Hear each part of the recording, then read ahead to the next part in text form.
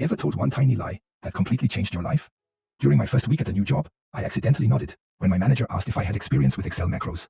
I barely used Excel beyond basic spreadsheets, but everyone was staring at me in that conference room, and I panicked. Yeah, I've worked with them before, I mumbled, figuring I could watch a quick tutorial later. The next morning, my manager dropped a massive project on my desk. Since you're our macro expert, I need you to automate our entire quarterly reporting system by Friday. My stomach dropped. This wasn't something I could learn from a 10-minute YouTube video. Instead of coming clean, I stayed at the office until midnight. For 3 straight nights, frantically learning Excel from scratch. I joined online forums using a fake name to ask embarrassingly basic questions. When coworkers walked by, I'd quickly switch screens to look like I was confidently coding. By Thursday, my eyes were bloodshot. I'd consumed dangerous amounts of coffee, and I had somehow cobbled together a working macro that barely functioned. The situation escalated when my manager was so impressed that she mentioned my expertise to the CEO during a company-wide meeting. "We're lucky to have found someone with such specialized skills," she announced as I sank lower in my chair. The CEO immediately picked up. "Perfect. You can lead a training session for the executive team next month." My life flashed before my eyes as everyone applauded. Soon, coworkers from other departments started emailing me Excel questions. I created elaborate excuses to buy time while frantically researching their issues at night.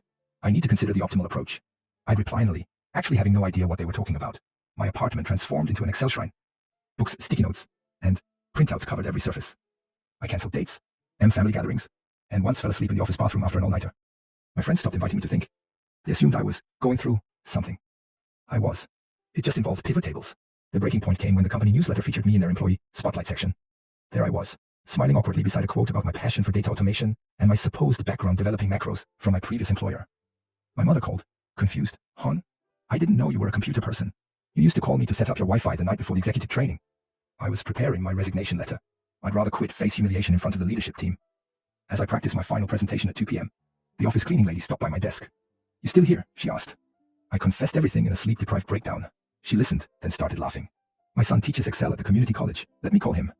Her son arrived an hour later, viewed my work, and looked genuinely impressed. "This is actually really innovative," he said.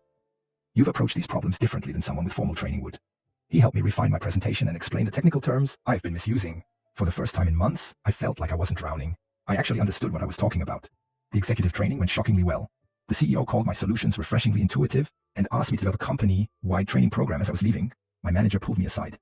"I need to confess something," she said quietly. "I don't actually understand macros myself. I've been taking notes on everything you say, so I can sound knowledgeable in meetings." We stared at each other for a moment before both bursting into laughter. I wasn't alone after all. 2 years later, I'm now legitimately the head of our data automation department. I've taught workshops at industry conferences. I consult for startups. Sometimes I still can't believe that one panic nod in a meeting completely changed my career path. And yes, the cleaning lady's son is now my business partner. We run a weekend consulting firm called Macro Masters.